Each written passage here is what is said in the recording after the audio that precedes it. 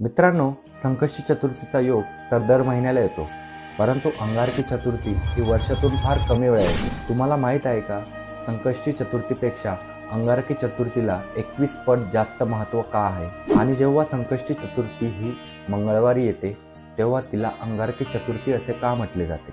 चला आज जाणून घेऊया. तर याचे कारण पुराणात आहे. तर अंगारक म्हणजे मंगळ ग्रह.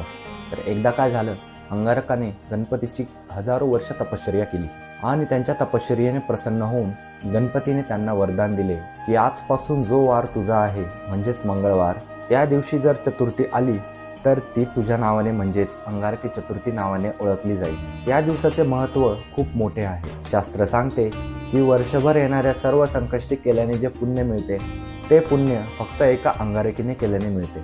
आणि ज्यांच्या पत्रिकेत मंगळदोष आहे किंवा ज्यांना कर्जमुक्ती हवी आहे अशा लोकांसाठी हा दिवस सुवर्ण संधीच असतो.